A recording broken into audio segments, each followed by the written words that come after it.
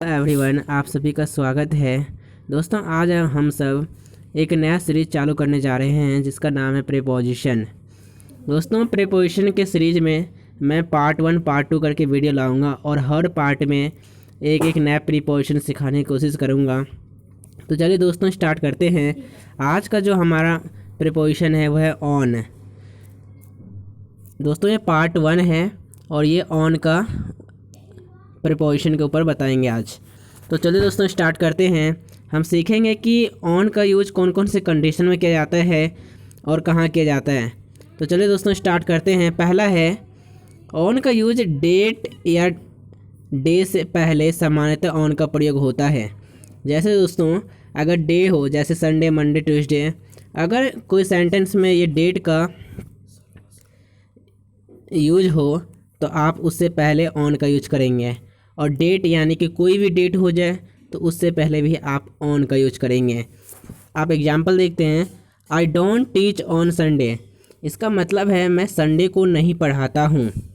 यानी कि आप देख सकते हैं, बहुत से बच्चे ऐसे सोच रहे होंगे कि ऑन का मतलब तो पर होता है हिंदी में। लेकिन दोस्तों, यहाँ पे ऐसा कंडीशन है, जैसे कि ऑन का यूज अगर डेट और डे से पहले हो तो आप ऑन को के रूप में यूज करेंगे। जैसे कि मैं संडे को नहीं पढ़ाता हूँ, I don't teach on Sunday. दूसरा है, he will go to Delhi on 4th of February। यानी वो 4 फरवरी को दिल्ली जाएगा। यानी कि को आ रहा है दोस्तों, तो यहाँ भी आप ऑन का यूज को के रूप में करेंगे। अब हम कुछ नोट देख लेते हैं। जैसे एग्जैक्ट टाइम, जैसे या तो आर में हो या आर या मिनट दोनों में हो, से पहले आप ऐट का प्रयोग करेंगे। यानी कि एग्जैक्ट टाइम से पहले आप ऐट का यूज करेंगे। ये भी टाइम ही बताते हैं दोस्तों। ऑन और ऐट दोनों टाइम ही डिनोट करते हैं, लेकिन दोनों का अलग अलग कंडीशन होता है। जो ऑन होते हैं वो डे और डेट से पहले यूज होता है पहले कंडीशन में, लेकिन ऐट का यूज एग्जैक्ट टाइम या तो आर में हो या आर या मिनट में हो। जबकि मंथ का या ईयर से पहले आप इन का प्रयोग करेंगे। इनका प्रयोग किया जाता है। कुछ एग्जाम्पल है, ही मेट मी इन 2009। यानी कि वो मुझसे 2009 में मिला। I get up at 6:30 AM। मैं 6:30 पे उठता हूँ। एडमिशन आर टेकन इन जुलाई। यानी कि एडमिशन जुलाई में लिया जाता है। दोस्तों, यहाँ पे देखना, पहले में ही मेट मी इन 2009। यानी कि 2009 क्या है, यहाँ पे एक ईयर है, तो ईयर से पहले आप देख सकते हैं इन का यूज हो रहा है। दूसरे एग्जांपल में 6:30 AM, तो ये क्या हमारा एग्जैक्ट टाइम है, आर और मिनट दोनों में है, तो यहाँ पे ऐट का यूज हो रहा है। और जुलाई, तीसरे में जुलाई क्या है, मंथ है, और मंथ से पहले इन का यूज हो रहा है। तो आई होप दोस्तों आपको प्रीपोजिशन ऑन का पहला कंडीशन समझ में आया होगा, जो होता है डे और डेट से पहले ऑन का प्रयोग किया जाता है। तो अब हम दूसरा कंडीशन देखते हैं। दोस्तों, दूसरा कंडीशन है, सामान्यतः मॉर्निंग या इवनिंग से पहले इनका प्रयोग किया जाता है। यानी कि in the morning, in the evening, यानी कि मॉर्निंग और इवनिंग से पहले इनका प्रयोग किया जाता है। लेकिन यदि मॉर्निंग या इवनिंग के साथ डे और डेट से जुड़ी हुई हो तो ऑन का प्रयोग किया जाएगा।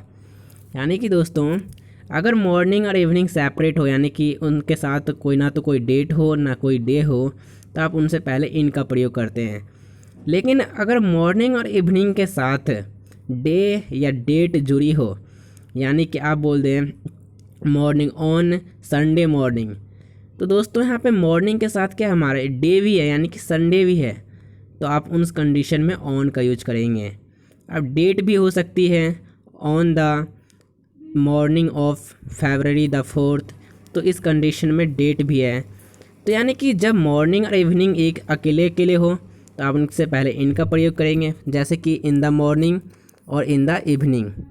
अब दूसरा देखें, अगर मॉर्निंग और इवनिंग के साथ डे और डेट जुड़ी हो तो on Sunday morning, on evening of February the 4th।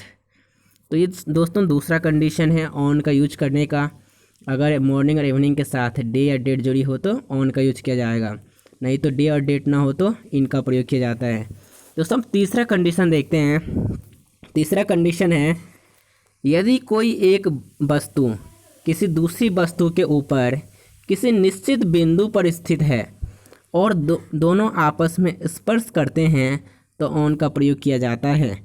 दोस्तों इसका मतलब है, मान लिया आप एग्जांपल लेते हैं, जैसे कोई टेबल है और टेबल पे आपके बुक रखे हुए हैं, तो यहाँ पे बुक क्या है, बुक टेबल के ऊपर है और दूसरी बात है कि वह स्पर्श यानी कि टच भी कर रहा है, जो बुक है वो टेबल को टच भी कर रहा है।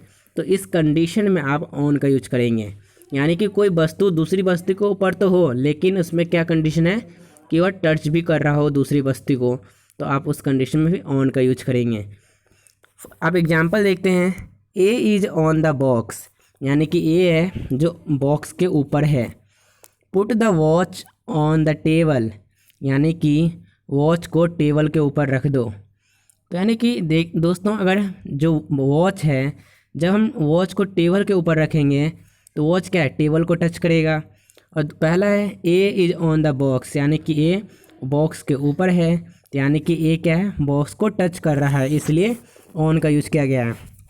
तो दोस्तों ये तीसरा कंडीशन है ऑन का यूज करने का। अब हम चौथा देखते हैं, टेम्पररी मेंबरशिप, यानी कि अस्थायी सदस्यता। यानी कि दोस्तों कोई जब ऑर्गेनाइजेशन बनते हैं जो कुछ समय के लिए होता है, चाहे कुछ भी हो, तो उसे टेम्पररी मेंबरशिप कहते हैं। तो टेम्पररी मेंबरशिप दर्शाने के लिए ऑन का प्रयोग होता है, जो यानी कि कुछ ही समय के लिए बनते हैं और कोई काम के उद्देश्य से बनते हैं। जब वो काम ख़त्म हो जाता है तो टेम्पररी मेंबरशिप भी भंग हो जाता है, यानी कि समाप्त हो जाता है। For example, he is on the committee, यानी कमिटी में है, तो यानी कि जो कमिटी होगी वो टेम्पररी मेंबरशिप होगी, यानी कि कुछ समय के लिए होगी, कोई कार्य से बनी होगी। जब वो काम ख़त्म हो जाएगी तो टेम्पररी मेंबरशिप यानी कि कमिटी भी नहीं रहेगी। तो टेम्पररी मेंबरशिप को दर्शाने के लिए भी ऑन का यूज किया जाता है। She is on the staff of BPS, यानी कि वह बीपीएस के स्टाफ में है। जो बीपीएस है वह कोई ऑर्गेनाइजेशन हो सकती है, कुछ भी हो सकती है, लेकिन वह टेम्पररी मेंबरशिप है, इसलिए जो कोई स्टाफ है उसके, तो उसके लिए आप ऑन का यूज करेंगे। तो चौथा कंडीशन क्या था दोस्तों ऑन का यूज करने का, टेम्पररी मेंबरशिप दर्शाने के लिए ऑन का प्रयोग किया जाता है। अब हम नेक्स्ट देखते हैं दोस्तों। नेक्स्ट है, किसी टू व्हीलर यानी कि बाइक, स्कूटर, स्कूटी या साइकिल से पहले सामान्यतः बाय का प्रयोग किया जाता है, लेकिन यदि इनसे पहले आर्टिकल या पसेसिव एडजेक्टिव का प्रयोग किया जाता है तो ऑन का प्रयोग होता है।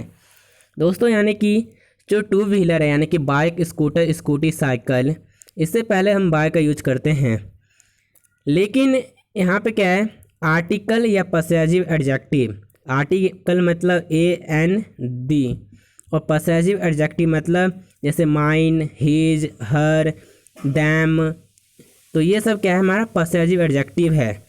इनसे अगर ये हो टू व्हीलर के साथ तो आप वहाँ पे ऑन का यूज करेंगे। दोस्तों हम एग्जांपल देखते हैं, he goes to his school by scooter. जो स्कूटर है क्या हो, टू व्हीलर है, इसके मतलब पहले आप देख सकते हैं ना तो कोई आर्टिकल यानी कि AN द नहीं है, ना तो पसेसिव एडजेक्टिव है, माइन, दैम, हिज, हर, ना तो कोई है। तो क्या है, जो ये पसेसिव एडजेक्टिव और आर्टिकल नहीं है स्कूटर के पहले, तो आप बाय का यूज करेंगे।